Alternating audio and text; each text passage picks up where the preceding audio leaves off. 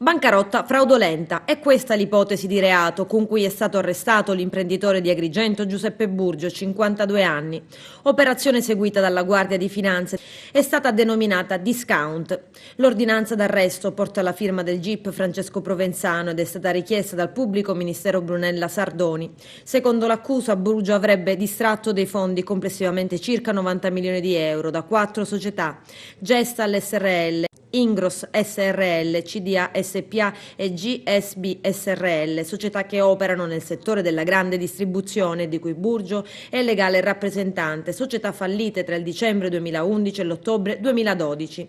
Rilevante anche il ruolo compiacente di un istituto di credito che avrebbe agevolato l'indagato, ma questo sarebbe solo un filone d'indagine che riguarda l'imprenditore Burgio. Evidentemente altri profili verranno all'attenzione, sicuramente le indagini non sono finite, però l'aspetto per cui è stata emessa l'ordinanza di custodia cautelare è una bancarotta di rilevante importanza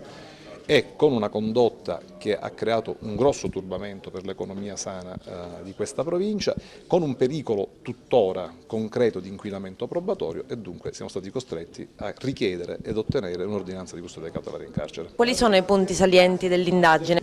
È stata un'indagine complessa in relazione al fatto che i colleghi del nucleo PT hanno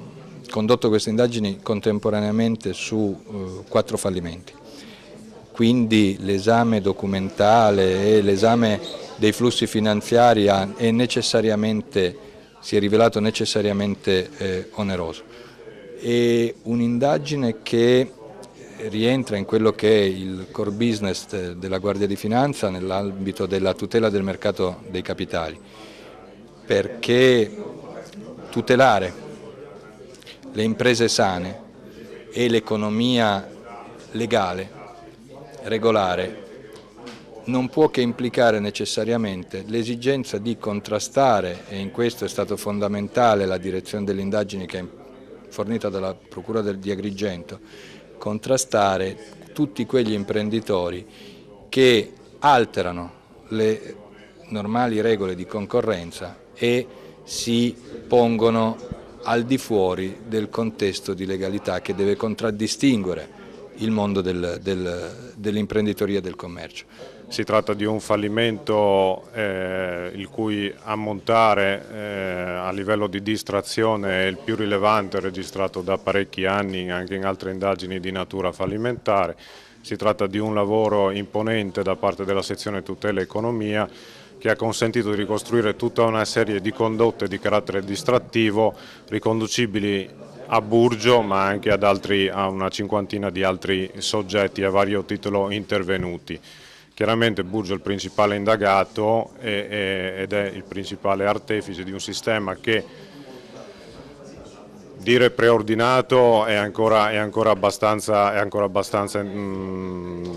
presto per farlo, però comunque in ogni caso cosciente dello stato del dissesto e del fatto di procrastinarlo indebitamente attraverso degli artifizi in cui che ha potuto porre in essere con l'appoggio di professionisti del settore e con l'atteggiamento, diciamo, quantomeno compiacente di istituti bancari. Giuseppe Burgio, noto anche come re dei supermercati, è balzato agli onori delle cronache nei primi anni 2000, divenendo uno dei volti simbolo dell'antimafia, usufruendo anche di misure di protezione. Con le sue dichiarazioni contribuì a fare restare boss di calibro come Di Caro, Di Canicattì e Beniamino Di Gati, fratello dell'ex capo provincia Maurizio Di Gati.